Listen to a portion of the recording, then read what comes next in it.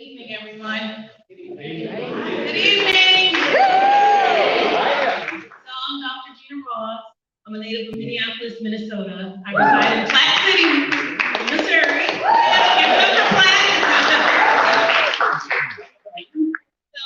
I have some notes just quick, so I don't want to take a lot of time.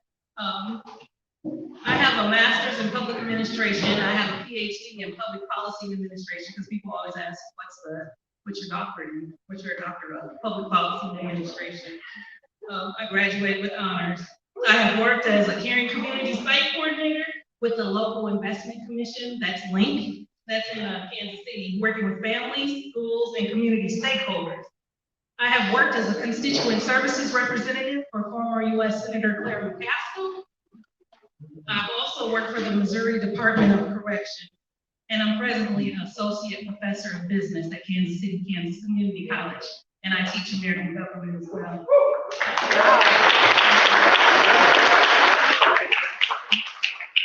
I know that I am qualified to be the next U.S. Senator from Missouri.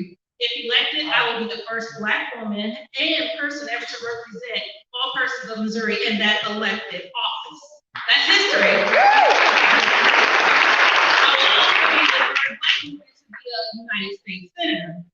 This has been a tremendous experience for me, being Missouri's congressional primary nominee in 2020, and now number 2 on the ballot for August 2nd, 2022.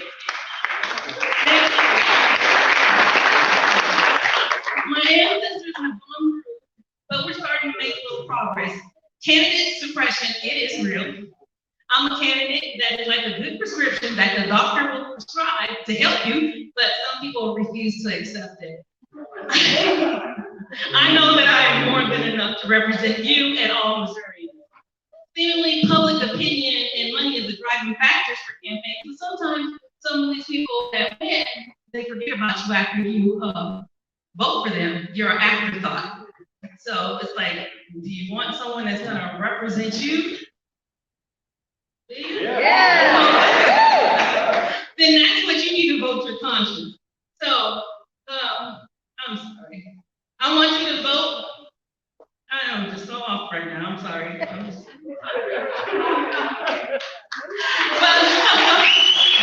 a human being, so I can own up to that. I'm real. I keep it real. I don't say anything for anybody. What you say, that's who I am. I'm not going to sit up here and act like, no.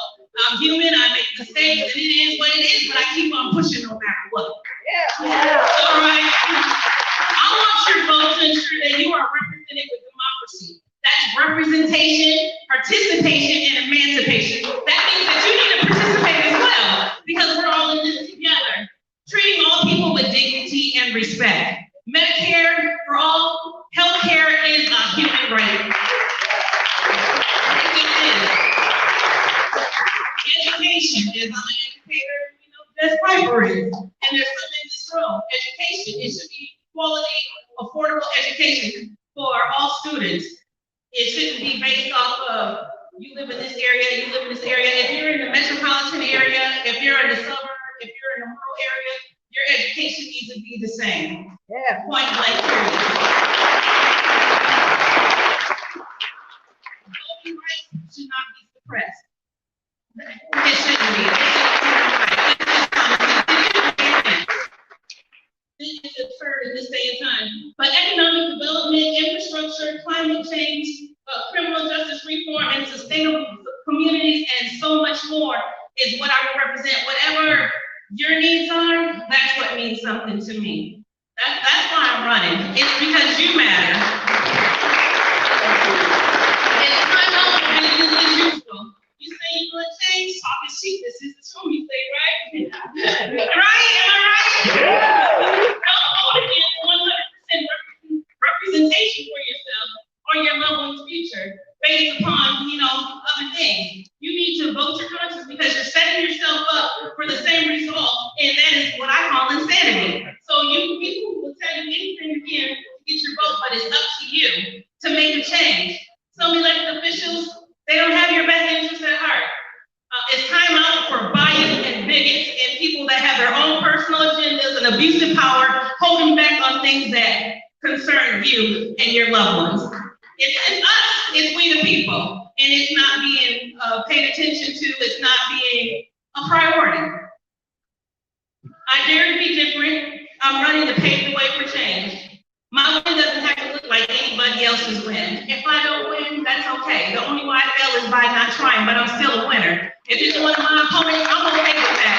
I will support him. The other day I was responding back because I was reading some stuff where people were talking about none of us were qualified as candidates to run. And so I tweeted back on behalf of all of us. Okay, well, if you don't think that we're good enough, then you get on the ballot and you show us how it's done. Yeah. We're going to say nothing about that.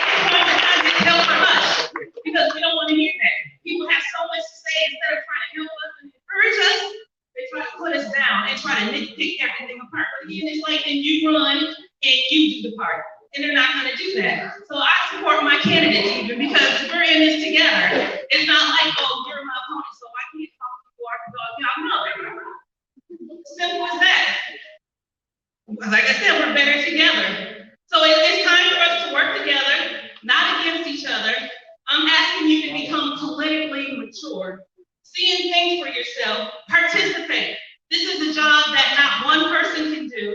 We can't do it alone, so you got to do your part. I am in trouble. I missed my name today. I just look young. I don't look like what I've been through. Okay. I am a COVID survivor. You know, I survived COVID, but I'm going to take my seat. I was rushing because I know I had like 2 minutes and I didn't want to go over my time. But before I can sit down, some of y'all know I just love entertainment as well. So we are the world. Clap your hands. We are the world. We are the one. Let's say it. Let our live.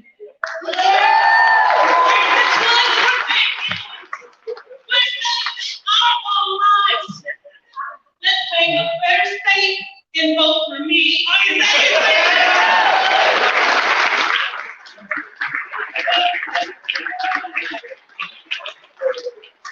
Make a better state.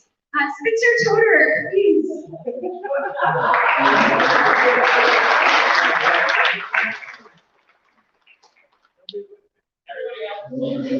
I promise you won't have to hear me sing. That's how I'll learn your vote. I'm Spencer Toder, I'm running for U.S. Senate. And I guess for starters, thank you to the host committee. Thank you for putting this great event on. Thank you for taking the time to honor those we've lost to COVID. That's near and dear to my heart. Last January, we lost my grandmother to COVID-19 the weekend she was supposed to be vaccinated. We lost her on my parents' anniversary.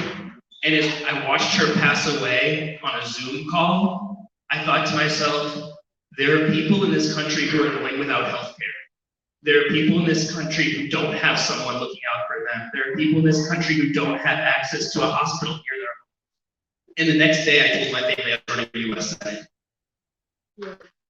I have a 2-year-old son, his name's Avery. And when my wife and I sat in our house during the heart of COVID, we were just saying, what is the future going to look like? What are we going to do to make sure that he has all the opportunity in the world? What are we going to do to make this world a better place for him? We determined the best possible thing that we could be spending our time on was me running for U.S. Senate. With Roy Blunt stepping down, with the Republican Party in shambles, not representing any specific values, but rhetoric and hate and division, we have an incredibly unique opportunity. We have what I believe is a once-in-a-lifetime opportunity to take a state that has been trending red for 20 years and to flip it blue.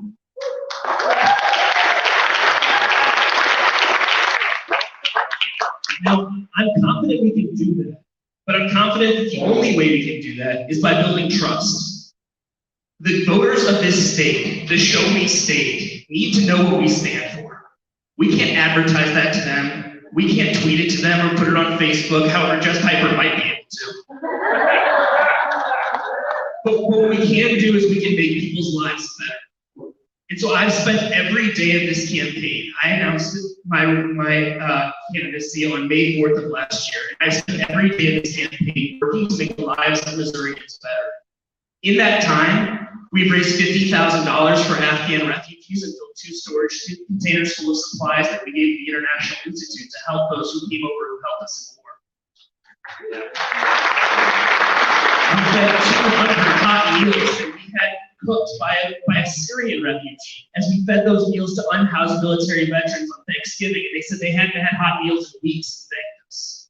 We followed that up by coming back to Kansas City, and we held a rally for Kevin Strickland the weekend before he was let out of prison, and we brought the National Organization for Exonerees down to speak on his behalf. We've continued this. We're now working to make sure that people know about Medicaid access. As many of you know, 275,000 Missourians qualify for Medicaid through Medicaid expansion, but after the Republicans blocked it, they didn't fund telling people that they qualified. So you may not see my ads on Facebook, and it's likely that you don't qualify for Medicaid, but people who qualify for Medicaid are seeing my ads because last week we helped 2,000 people sign up for Medicaid.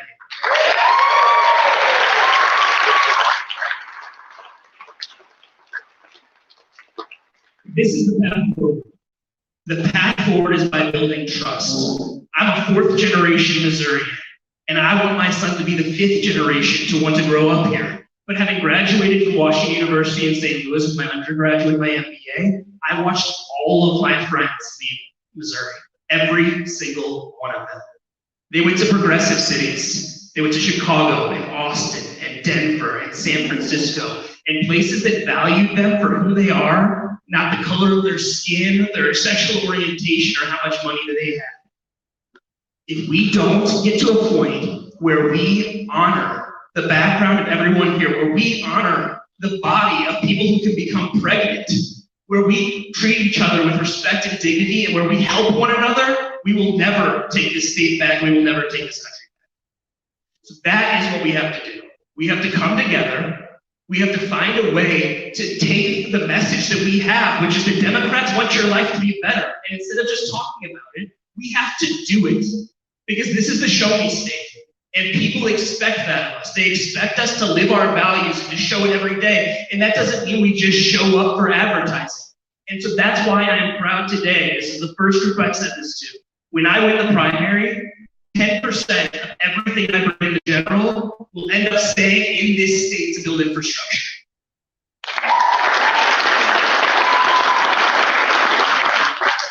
We know the candidates in a general election for a Senate race bring in between $14 and $140 million. That means that we will have more than $1 million and hopefully more than $10 million to continue to build democratic infrastructure in our state. And I have to tell you, we have never needed it more than we do now.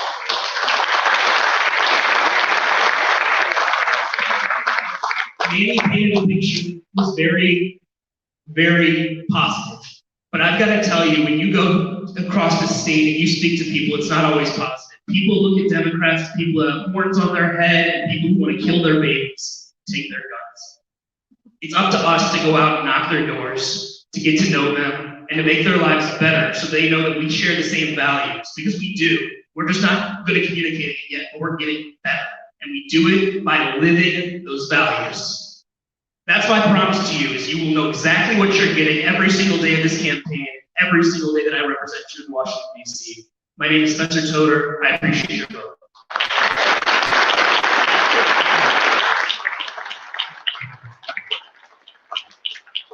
Mr. Kelly.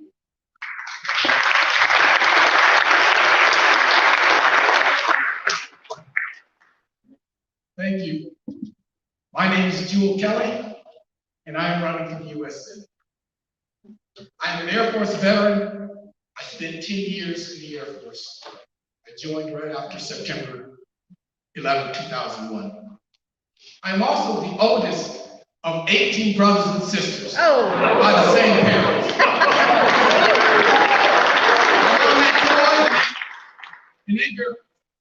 And praise be to God. I was the first to go to college, graduate college, become a military officer. And because of that, 17 of my siblings went to college.